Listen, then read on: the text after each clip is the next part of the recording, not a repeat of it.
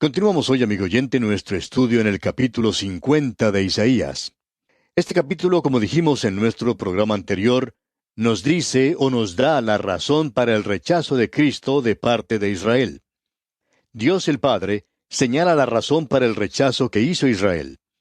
Eso lo vimos en los primeros 3 versículos de este capítulo en nuestro estudio anterior. Luego, Dios el Hijo habla en cuanto a su humillación en los versículos 4 al 9. Y luego Dios, el Espíritu Santo, hace la sugerencia de que los hombres confíen en el Hijo. En la última parte del versículo 1 de este capítulo 50 leemos: He aquí que por vuestras maldades sois vendidos, y por vuestras rebeliones fue repudiada vuestra madre. Dios deja bien en claro aquí que fue el pecado de ellos lo que provocó el rechazo de parte de ellos. Y en el versículo 2 leemos: ¿Por qué cuando vine no hallé a nadie, y cuando llamé nadie respondió? ¿Acaso se ha acortado mi mano para no redimir? ¿No hay en mí poder para librar? He aquí que con mi reprensión hago secar el mar, convierto los ríos en desierto, sus peces se pudren por falta de agua y mueren de sed. El pecado específico por el cual Dios puso a Israel a un lado fue su rechazo del Mesías. Cuando Él vino, no hubo ninguna clase de recepción para Él. No hubo ningún hombre que le diera la bienvenida en su nacimiento, nadie que le recibiera cuando comenzó su ministerio, y ellos rechazaron y mataron al Mesías. Simón Pedro, en el día de Pentecostés, lo explica de la siguiente manera en el libro de los Hechos de los Apóstoles, capítulo 2, versículos 22 al 24. Varones israelitas, oíd estas palabras. Jesús Nazareno, varón aprobado por Dios entre vosotros con las maravillas, prodigios y señales que Dios hizo entre vosotros por medio de él, como vosotros mismos sabéis, a éste, entregado por el determinado consejo y anticipado conocimiento de Dios, prendisteis y matasteis por manos de inicuos, crucificándole, al cual Dios levantó, sueltos los dolores de la muerte, por cuanto era imposible que fuese retenido por ella. Ellos habían rechazado a su Mesías, y Dios indica con toda claridad que en base a eso, ellos ahora han sido puestos a un lado. Vimos en nuestro estudio anterior, al finalizar nuestro programa, ese maravilloso versículo 4. Es un versículo que realmente debería alarmar a todos los miembros de la iglesia hoy que no están leyendo ni estudiando la palabra de Dios. Y quisiéramos leer otra vez ese versículo 4 de este capítulo 50 de Isaías, que dice: Jehová el Señor me dio lengua de sabios, para saber hablar palabras al cansado. Despertará mañana tras mañana, despertará mi oído, para que oiga como los sabios. Él no está explicando aquí acerca de hablar como hablan los sabios, sino de oír. Lo que quiere decir que estaba estudiando la palabra de Dios. Se dice que el Señor Jesucristo, cuando se encontraba en esta tierra, en sus primeros 30 años, era un carpintero. Bueno, allí tenemos nada más que la mitad de la verdad cuando uno dice eso. La otra mitad es que él estudiaba la palabra de Dios. Es por eso que tenemos aquí esta maravillosa declaración. Ahora, si él necesitaba estudiar la palabra de Dios, ¿qué en cuanto a usted, amigo oyente? ¿Qué en cuanto a mí? Creo que es necesario que nosotros nos apliquemos a estudiar la palabra de Dios. Amigo oyente, el pecado más grande en la iglesia hoy no es esto o aquello, sino que el pecado más grande en la iglesia hoy es la ignorancia de la palabra de Dios, o la negligencia en el estudio de la palabra de Dios. No tiene mucho sentido el decir hoy: yo creo en la Biblia de pasta a pasta. Yo creo que es la palabra de Dios. Yo la defiendo con mi vida. Y luego, ni siquiera pienso en estudiarla. Amigo oyente, Dios ha hablado entre las páginas del Génesis capítulo 1 hasta el capítulo 22 del Apocalipsis. Entre esas páginas, Él tiene una palabra para nosotros. Y si Dios está hablando, nosotros deberíamos escucharlo. Siguiendo ahora adelante en nuestro estudio del libro de Isaías, encontramos la sección donde el Señor Jesucristo nos habla de su humillación aquí en el capítulo 50. Y en el versículo 5 leemos: Jehová el Señor me abrió el oído, y yo no fui rebelde, ni me volví atrás. Esto nos habla de una sumisión total. No tenemos que entrar en detalles aquí, pero usted puede recordar que allá en Éxodo capítulo 21, versículos 1 al 6, se nos habla acerca de un siervo que quería llegar a ser un siervo permanente. Este se paraba junto a una puerta o poste, y su amo le horadaba la oreja con una lesna, es decir, que le hacía una perforación allí en su oreja, y él entonces podía llevar un aro en ese lugar. Y estamos convencidos de que él tenía uno allí. Eso indicaba que él era un esclavo para siempre para ese amo. Ahora, la razón por la cual él llegaba a ser un esclavo de esta manera era porque él había tomado una esposa mientras estaba sirviendo a este hombre. Así es que ahora él se encontraba en esclavitud. Él se había vendido a sí mismo. Él ya no podía salir más porque ahora era un esclavo. Ahora el Señor Jesucristo vino a este mundo. Y según lo que está escrito allá en el Salmo 40, versículos 6 al 8, sus oídos fueron abiertos. Y también en la carta a los Hebreos, capítulo 10, versículos 5 al 7, él dice, me preparaste cuerpo. Ese cuerpo fue horadado en la cruz y se refiere a su crucifixión. Ahora él dice aquí en el versículo 6 de este capítulo 50 de Isaías, di mi cuerpo a los heridores y mis mejillas a los que me mesaban la barba. No escondí mi rostro de injurias y disputos. Y esto fue cumplido literalmente. Y esa es la razón por la cual Mateo, Marcos y Juan, en estos 3 evangelios, señalan que aquellos que le castigaban escupieron su rostro, fue abofeteado y fue herido. Esto es algo sobre lo cual deseamos pasar rápidamente. Sin embargo, es algo de suma importancia y que se habló de él y fue cumplido literalmente. Vamos ahora a la tercera división que tenemos. Y aquí Dios, el Espíritu Santo, sugiere a los hombres que confíen en el Salvador, que confíen en el Hijo. Y dice aquí en el versículo 10, ¿quién hay entre vosotros que teme a Jehová y oye la voz de su siervo? El que anda en tinieblas y carece de luz, confíe en el nombre de Jehová y apóyese en su Dios. Aquí tenemos palabras de invitación cariñosa. El Espíritu Santo habla con voz suave, implorando que confiemos, que descansemos en el siervo de Dios. Luego se aparta de eso y en el versículo 11 nos da una palabra de advertencia.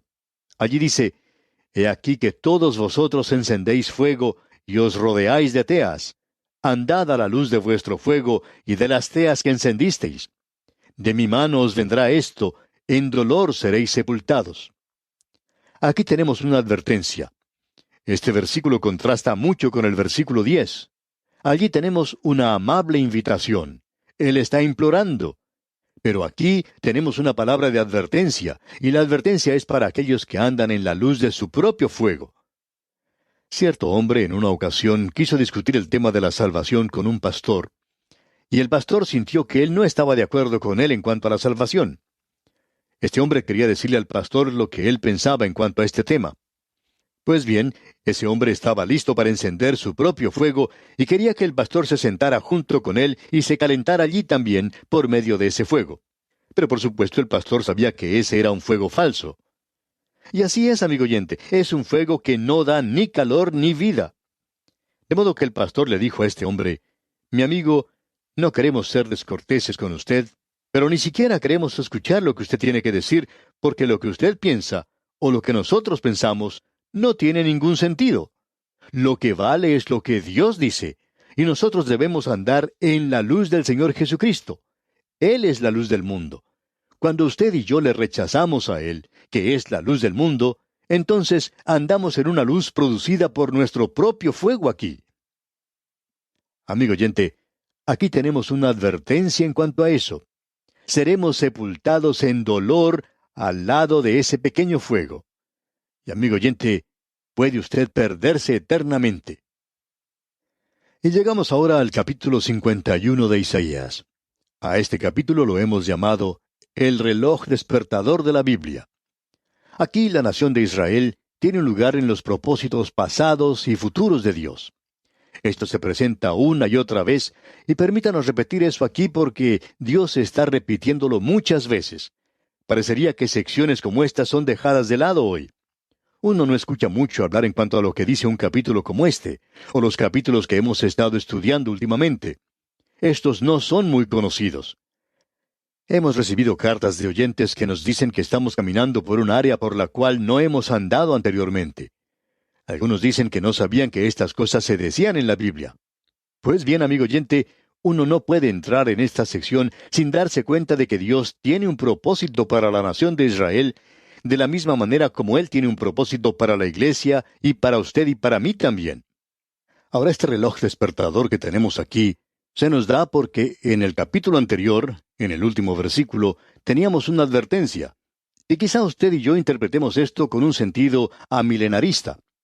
Dios no quiere que tengamos eso, porque nosotros podemos decir que la nación de Israel ha sido separada permanentemente, y que donde es mencionada, en realidad no quiere decir Israel, sino que quiere decir la iglesia. Pero Dios dice esto demasiadas veces para que se pueda interpretar como que se está refiriendo a la iglesia. Si Él hubiera querido decir eso en cuanto a la iglesia, en alguna parte Él hubiera dicho, bueno, espero que ustedes no me entiendan mal. Yo quiero decir la iglesia y no Israel. Sin embargo, nos habla con toda claridad de que quiere decir Israel, y eso es exactamente lo que indica. Lo que está diciendo en este capítulo es que Dios no ha separado a la nación de Israel permanentemente. Este capítulo excluye aún la más pequeña sugerencia o teoría de que Dios ya no tenga nada que ver con ellos. De la misma manera en que Israel tuvo un pasado y comenzó con un principio muy pequeño, de la misma manera hoy es una nación pequeña y separada. Ahora, esto de ninguna manera quiere decir que Dios la haya abandonado. Quizá podríamos identificar a esto con un tren. Dios está marchando a través del mundo hoy y tiene un programa doble. Uno es expresado en las palabras, mi rey he puesto en mi monte santo de Sión. Y ese es un tren que es directo. Creemos que en este instante se encuentra en un desvío.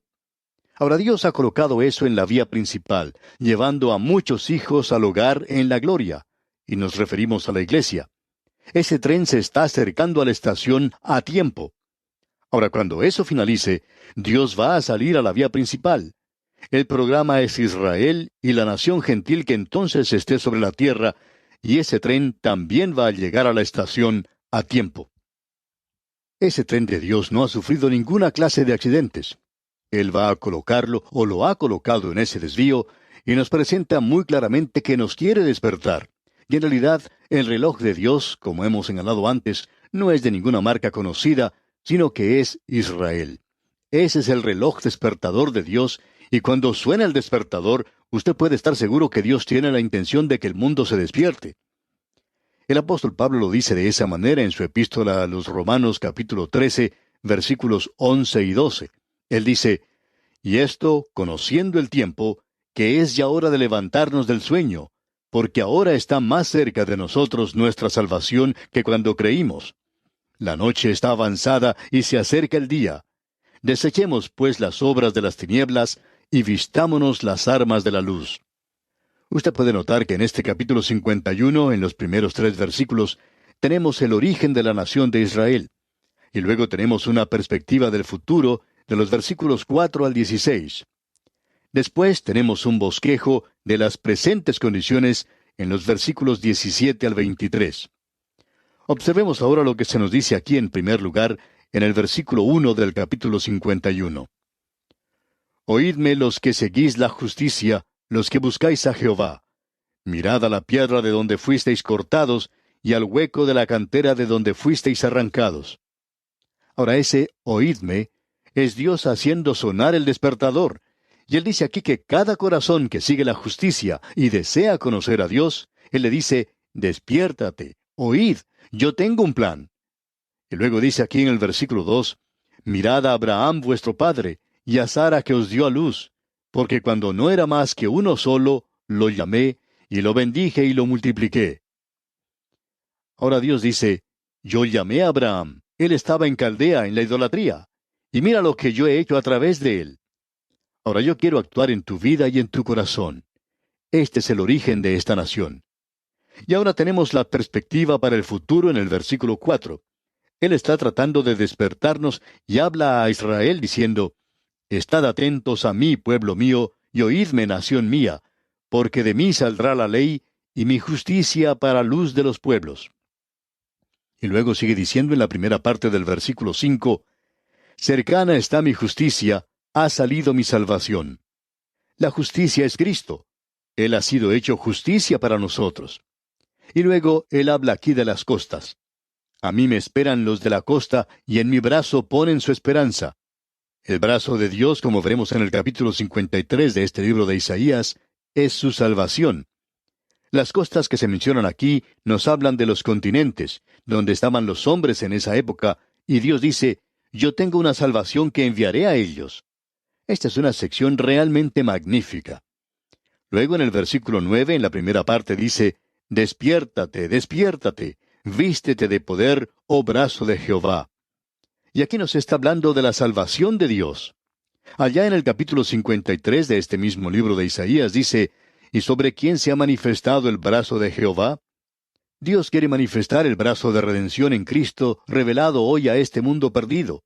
Y por tanto está enviando este mensaje de que con su brazo Él librará a Israel en el futuro. Luego en el versículo 11 leemos, ciertamente volverán los redimidos de Jehová, volverán a Sión cantando, y gozo perpetuo habrá sobre sus cabezas, tendrán gozo y alegría, y el dolor y el gemido huirán. Esta referencia a Sión es una referencia geográfica, es una localidad en la superficie de esta tierra. Debemos comprender eso, que Dios quiere decir aquí lo que dice. Y en los versículos 14 y 15 continúa diciendo, el preso agobiado será libertado pronto, no morirá en la mazmorra, ni le faltará su pan. Porque yo, Jehová, que agito el mar y hago rugir sus ondas, soy tu Dios, cuyo nombre es Jehová de los ejércitos. De la misma manera en que Él trajo a su padre Abraham de los confines de la tierra, tiene la intención de traerlos a ellos. Y eso es exactamente lo que Jeremías dice allá en el capítulo 23, versículo 8 de su libro. Dice Jeremías, vive Jehová que hizo subir y trajo la descendencia de la casa de Israel de tierra del norte, y de todas las tierras a donde yo los había echado, y habitarán en su tierra. Claramente indica aquí que ellos no recordarán ya más esa liberación de Egipto que tuvieron. Tan grande será la liberación del futuro. Amigo oyente, uno no puede dejar eso de lado. Dios dice, despiértate, despiértate, y lo dirá aún otra vez más, despiértate. Y llegamos ahora a esta última sección y aquí tenemos un bosquejo de las condiciones presentes de la nación de Israel. Y eso nos debería decir algo. Él nos está sacudiendo nuevamente. Escucha lo que dice el versículo 17. Despierta, despierta, levántate, oh Jerusalén, que bebiste de la mano de Jehová el cáliz de su ira, porque el cáliz de aturdimiento bebiste hasta los sedimentos. Todo lo que uno tiene que hacer es observar esa ciudad hoy. Yo no tengo ningún deseo de vivir en la ciudad de Jerusalén en las condiciones en que se encuentra hoy. No me gustaría vivir en ese lugar. Era el lugar favorito de David y es el lugar favorito de Dios. Pero, amigo oyente, Él no ha hecho de ese lugar algo hermoso todavía. Él no los ha llevado allí aún. Él dice, despiértate, Jerusalén, voy a hacer de ti una gran ciudad. Y luego en el versículo 22 dice, así dijo Jehová tu Señor y tu Dios, el cual aboga por su pueblo. He aquí he quitado de tu mano el cáliz de aturdimiento, los sedimentos del cáliz de mi ira. Nunca más lo beberás. Dios dice, yo quitaré esa copa de juicio de ti, y ahora voy a bendecirte.